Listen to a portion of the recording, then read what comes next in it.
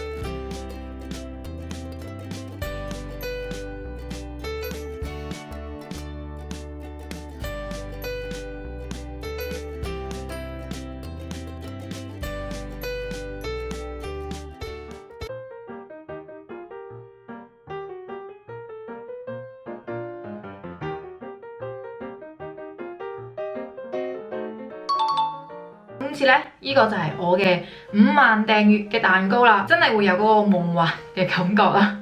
咁其實佢入邊就係一個士多啤梨嘅紀念蛋糕啦。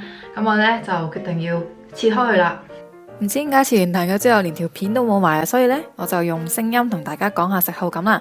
今次呢個蛋糕咧係由電飯煲焗出嚟啦，所以佢軟熟嘅質感咧都未及到好似焗爐焗出嚟咁鬆軟嘅。如果就咁食咧會有少少乾同埋硬嘅感覺嘅。咁今次嘅蛋糕有 cream 啦，又有士多啤梨啦，所以夾埋一齊食咧個感覺都還可以嘅，都幾好食嘅覺得。但係始終都係電飯煲焗出嚟啦，所以佢都係比較乾硬嘅感覺啦。咁今次呢個裝飾咧就係偏向簡單啦，都係純粹用一個唔同顏色嘅 cream 去組合而成啦，去整一個好似雲色嘅感覺啦。估唔到啦，咁快已經達到5萬訂閱啦！真心咁多謝啦每位觀眾嘅支持啦，同埋你哋嘅鼓勵，亦都好開心啦，可以達到5萬訂閱啦。咁以後亦都會繼續努力拍更多好睇嘅影片俾大家嘅。今次呢條片咧就嚟到呢一度啦，咁如果大家中意咧就記得 like 啦，同埋訂閱我嘅 channel 啦。如果你有咩想我整咧，都可以留言話俾我聽嘅。對我日常生活有興趣咧，就可以 follow 埋我 Facebook 同埋 Instagram 啦。今集我食譜亦都即時 update 咗喺 Android 手機 app 啦，2Basic 食譜入邊嘅，咁大家記得 download 嚟睇啦。咁我哋就下條片再見啦，拜拜。